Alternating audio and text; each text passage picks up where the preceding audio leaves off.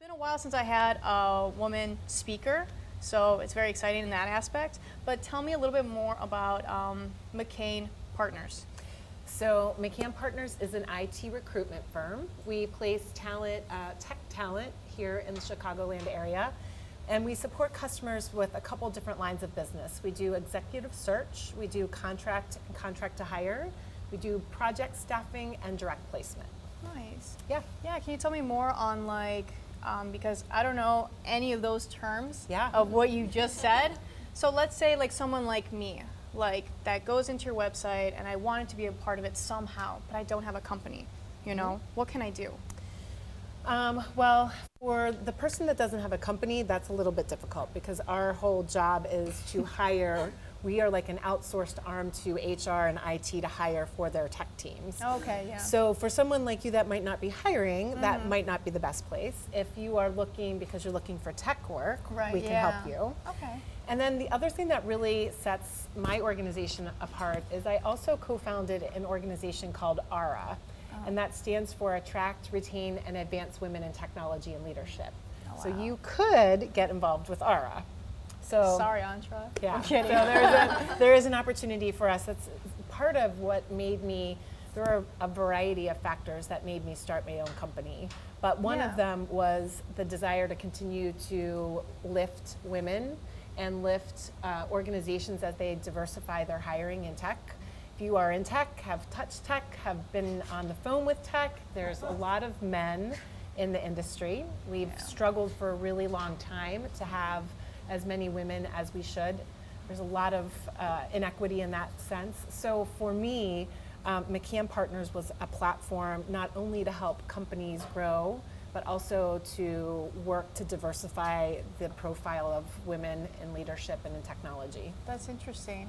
So when you started your company, you were like, you know what, I needed to have, you wanted to push more women into, this type of world.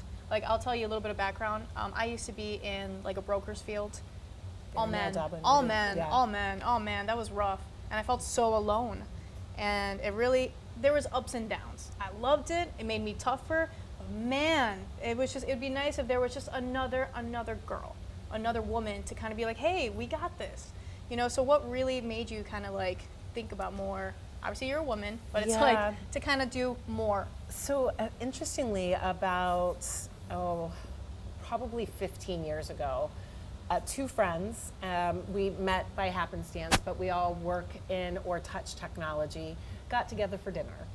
It was a simple networking dinner of the three of us, and we got so much out of it. We talked about networking and building relationships and how important that is.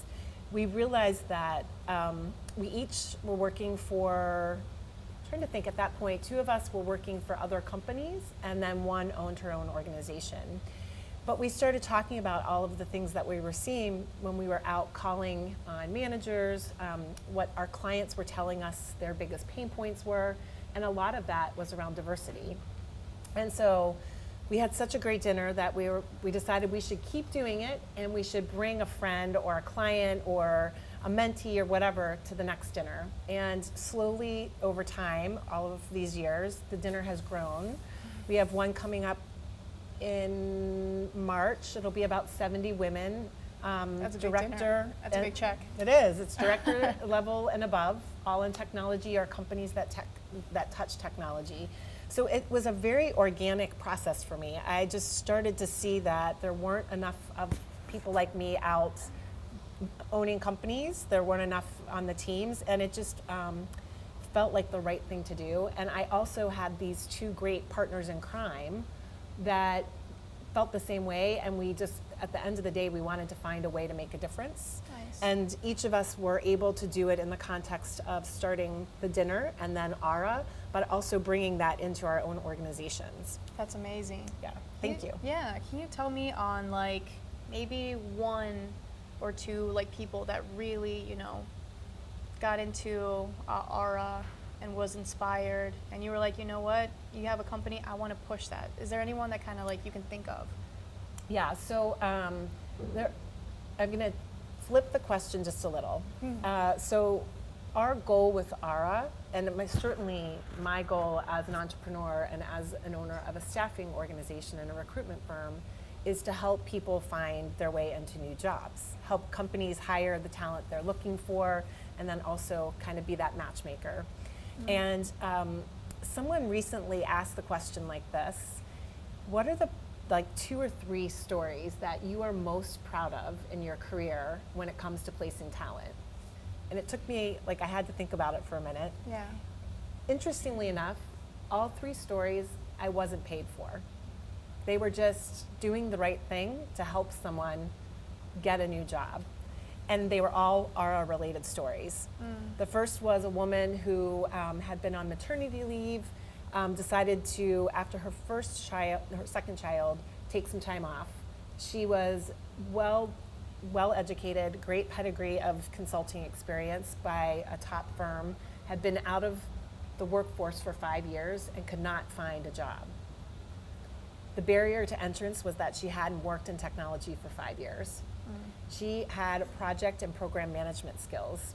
That space of all the technology that's out there doesn't change as much as if you are coding every day, right? Yes. It took leveraging our network and saying, please talk to this woman. She stood up at an event and said, I'm having trouble, what do I do? And we rallied around her and reached out to our network, and she landed on her feet and has since gone on to move into leadership, and now makes a point to try to bring women into her organization, specifically women that have been out of the workforce and then want to come back in, because sometimes it just takes a little bit of reskilling or retooling, but you can be incredibly impactful. Right. So that's an example of that Yeah. connection of seeing the great work bring great results. Yeah. And there's a lot of those stories. So. That's cool. Thanks. And then, so how long have you guys been, doing this? How much have you guys grown? Yeah. So, there's 2 different really entities. There's my own firm, McCann Partners, and we have grown dramatically over the last 5 years. Double-digit growth year over year. We just hired our first chief growth officer, which is really exciting. And ARA is a little bit different. We haven't tried to scale it in a business sense per se. Okay. How come? This is a passion project for us, and so this is our way to give back to the community. Oh. So we do it more from that vantage point than have it be a revenue generating Right. entity. Right, We want yeah. to cover costs, and we want to help women, and we want to make connections. But we haven't, 2 of us own our own businesses, so we focus there, but we still want to be able to do this work that's really, we're really passionate about it. Right, yeah. And then, touching on passion, we have a lot of people here who are starting up, who are trying to make these connections, and they're just trying to begin, or maybe doing something completely different. Yeah. What's an advice that you can tell young entrepreneurs on just any advice that you can give any starting entrepreneur, I should say? It is not glamorous. It is not sexy. It is not beautiful. It is exhausting. Yeah. And you have to really believe in what you're doing, and that has to get you out of bed every morning, because there's going to be days that you don't want to get out of bed, right? It's really hard. Yeah. So you have to believe in it, and you have to believe in yourself, and you need to think big. And sometimes I read recently, I love Sarah Blakely. I think Spanx Woman, for those of you that don't know her, she cracks me up. If you don't follow her on social media, she's hilarious. But she talked recently in an interview, or it could have been her master class, that she had the idea for Spanx for a really long time, but she didn't tell anyone, because she didn't want anyone to tell her that she couldn't do it. She didn't want the naysayers or the negative. She just wanted to keep going with her idea.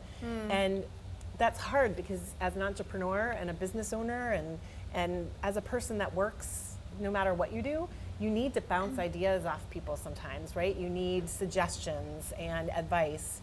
But I understood what she said, because sometimes you don't want someone to tell you can't do something.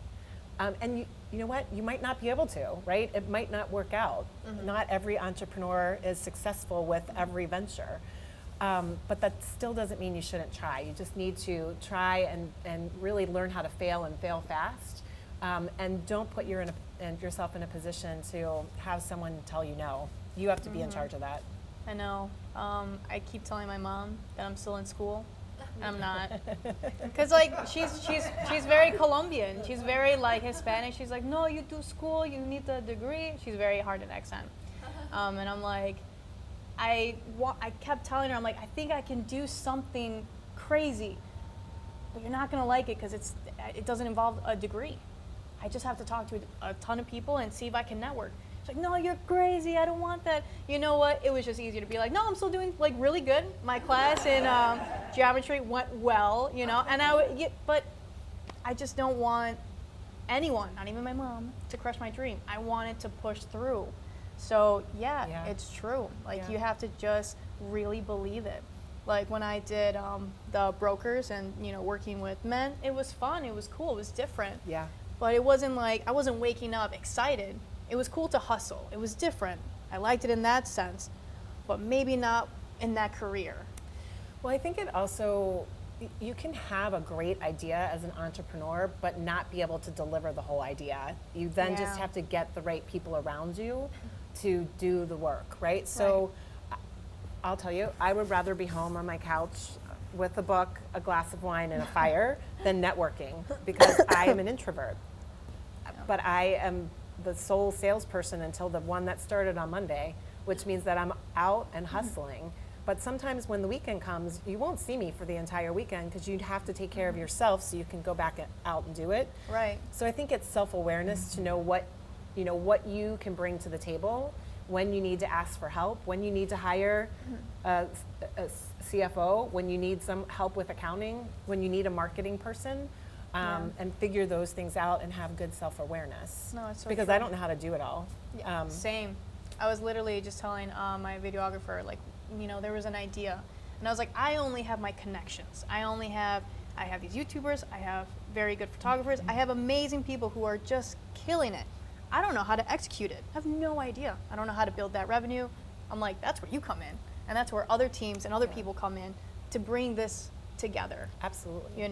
So why don't you tell me maybe the first couple times when you first started going to these networking events, like, was it nerve-wracking? Was it like, man, I gotta do this every day, to get me by? Gosh, so I forget now because it's been so long.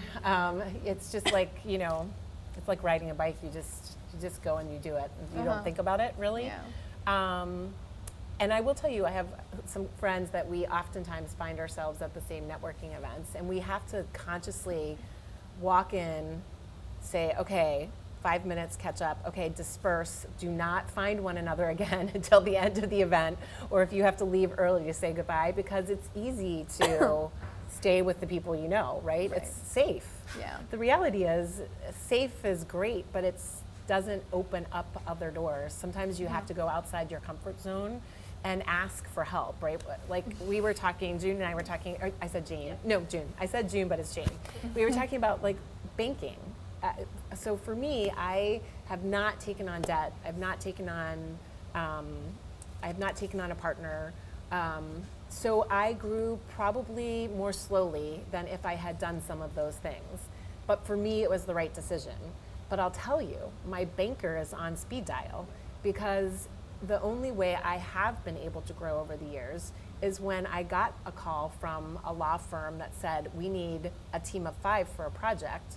And before I could even get excited about it, the first thing I did was call my banker to say, this opportunity is in front of me. Here's the name of the company. We know they're going to pay, but there's a likelihood that I will have 45 to 60 days of payroll out before I receive payment. If I need an increase to my line of credit, can you help me, right? So, it's good to be able to share that here are 2 people I know you should talk with, and maybe they can help you, maybe they can't, but being able to share that I think is really important.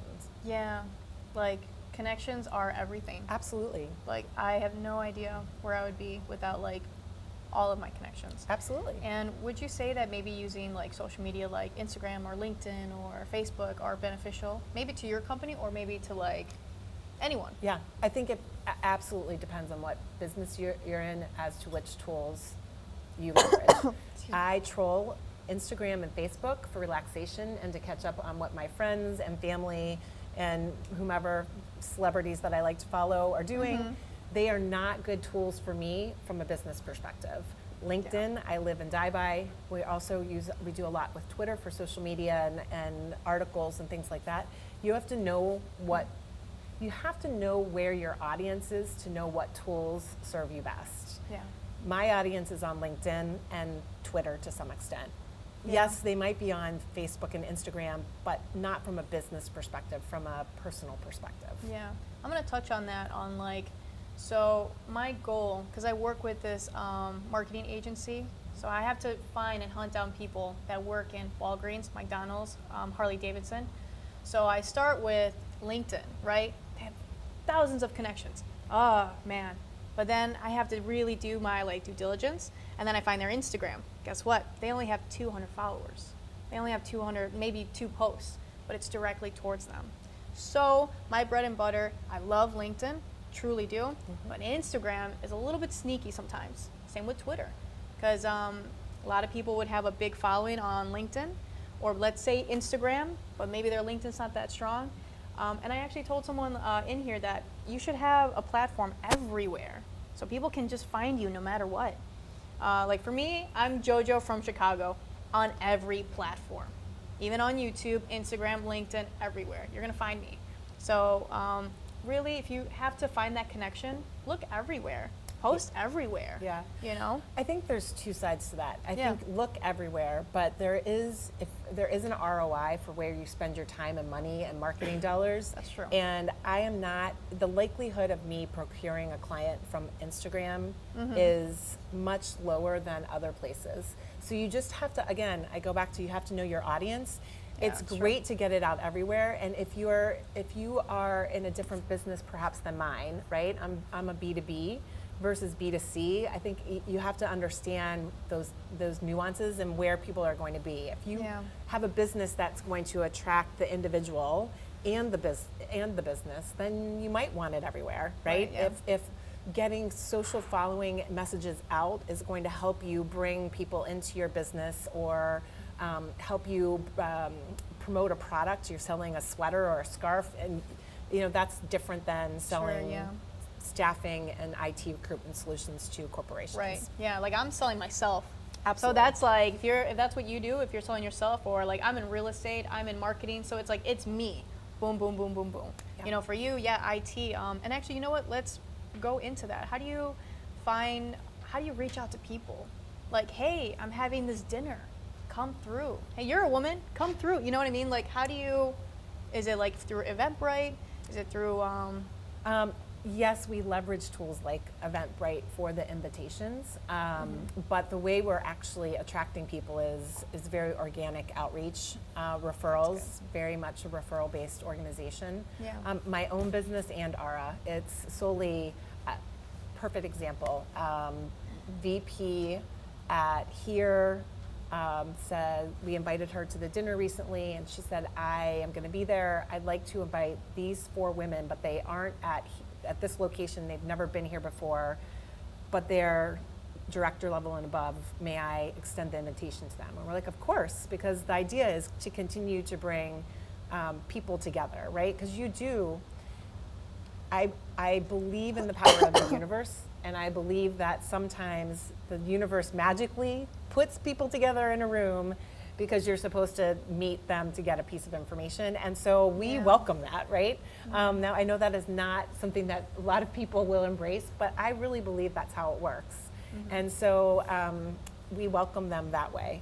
So it's very organic, and just saying to the folks that have been to our events, if you got something out of this and you want to bring someone, sure. That's awesome. And that's nice that it is organic and it is like word of mouth, and it's slowly, growing and growing. Now let me ask you something a little bit more like personal. Like who motivates you? Is there any like speakers out there, or any, I'll narrow it down, just speakers in general that kind of like pushes you? I think yes, there are many. I mean, I put down my cheat Oh, list that's what here. it was. Yeah, some of what I'm doing right now. So it kind of depends on what you're looking for, right? Sometimes the reason I like watching Sarah Blakely is because she is damn funny, and yet she is a brilliant businesswoman, and she puts posts out there that are just like, speak to me as a woman and as someone that just is gonna go for it, right? She's just very funny, right? I love Kate Hudson. She is another one. Really, yes, she's an actress, but she owns multiple businesses, and she has this great and funny podcast with her brother right now that brings lots of people in to talk about. It's called. It's really funny. It's called. Hold on. Yeah, I have to check that out. Sibling Rivalry. It's hilarious. So sometimes you need business inspiration, and sometimes you just need a brain break from everything, but you can still get inspiration and find humor. A friend gifted me Masterclass, and I've watched a few of those. Really? Fantastic. They gave you a gift? It's so great. Yeah, you can get like little snippets, and they're really interesting on a wide variety. Bobbi Brown, I watched something about her makeup, and I was like, this is amazing, right? I've not watched Chris Voss. That's why I really want it. So, because I'm getting ads, only Chris Voss, because I'm all about body language. I will, all about it. Yeah. But it's just, there are things that you can take with you into your personal life and your professional life. And again, I think the message hits you sometimes, just like, oh, that's really brilliant. And maybe wouldn't have been in front of you any other way, right? Yeah. I love to read. There's so many business books.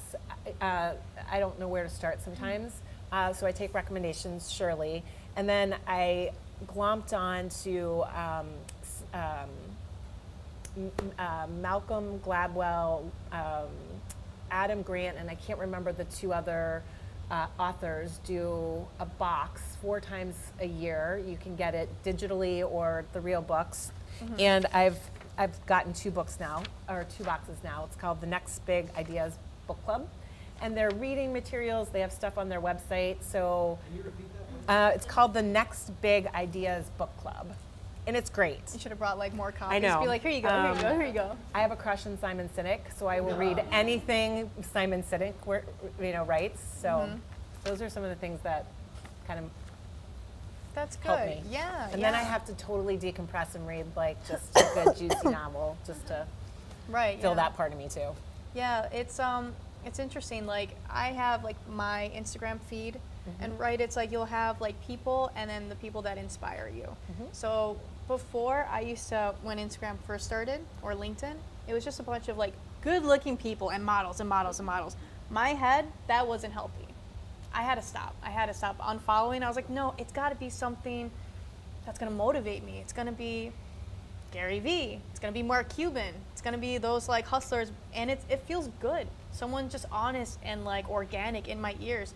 Yes, Gary Vee is a little bit too much sometimes, but you know, it's still very motivating. So if you guys are like at that stage where it's like, you know, you're following like a bunch of people that it's their lives, and they're showing like a beautiful photo in a beach, and you keep looking at that photo, you're like, man, I really wish I was in Cancun. Like maybe it's not the best to like follow those people that are like maybe not your friends. I don't know. They're like models or actors or whatever. You know? Yeah, I think, you know, any social media tool only tells the story that the user wants you to know, right? Completely. So you have to find what, again, if it's mindless and it's good for you, great. And if it's not, don't. And there are many people that will say, don't go on don't go on any social media, don't even watch the news. Just keep your brain free of all of those distractions, because it's very distractive. Yeah. You know, the other thing is, what people put out there is it's, you know, it's the glowing moments, right? It's the perfect picture that took a while to cultivate, maybe. Perfect lighting and makeup. And what we're doing is not perfect. It's not easy, and it's messy, as I said earlier. So you just have to find a Yeah. good equilibrium to it, I think. Yeah, you know what, to bounce off of that, is there any moment that was a struggle? Like maybe it was a low point that you can kind of share to us, that you kind of grown from it or got out of it? So I think there's 2. I had the good fortune of being part of an organization as a partner that we built and sold. And it was a staffing organization. And the group that bought us, it was a very trying time to go from running the business and owning the business to working for someone. It brought out the worst of me, and I'm not proud of it. That was actually one of the reasons I started my own firm, was I realized that I wasn't showing up as I wanted to show up anymore, and other people were seeing it, so it wasn't just me feeling it. People noticed. But then probably about, I don't know, let's see, it's probably at halfway through. We've always been profitable. I've been very, if there were wood, we've always been profitable. There was a year where we had a pretty significant dip. Mm-hmm. And I was so fearful that I almost closed the company and took a job working for someone. We were still profitable. We weren't losing money. But I had set this expectation because we had been at this number the year before. Mm-hmm. We had to be better than that. And we were like $500,000 less. Now, as I even say it out loud right now, $500,000, please don't mistake what I'm saying. It's a lot of money. But in the context of looking at it to think my business is failing when I was still making money, my lens was skewed. Mm-hmm. And I realized at that point, and I will tell you, I did a talk for General Assembly right after it happened about fear and how it's the worst motivator. It is the worst. It is, I don't even know what it is. It's just terrible, right? So being fearful is you're freaked out, insecure, neurotic, and emotional, right? That's really that's really how you're behaving. If you can look down at something and there are hard facts, that is one way to make a decision. When you're making decisions or leading from fear, I wouldn't recommend it. But that's where I was. I was looking at my business and life from a place of scarcity versus abundance, and I almost left it. And if I would have done that, I would have been so disappointed. But it took a lot of soul searching and some tears and literally interviewing and having an offer and hurting some relationships because I didn't take the offer. Mm-hmm. I burnt some bridges with saying no. But I'm so grateful that I didn't take it. And I'm even more grateful that I realized that the only person that's putting the gun to my head is me. And so yes, I want to grow and I want to see year over year improvement. But if I look down at it and we're still profitable and we're still doing good work and we still are making an impact, the number is less important to me now than it was before. I couldn't have said that when I started. That's crazy. So. Yeah, because it's like, $500,000. Yeah, that's a lot of money. Yeah, that's a lot. And now that I look at it, it wasn't the difference between a company being profitable and thriving and failing. It wasn't even.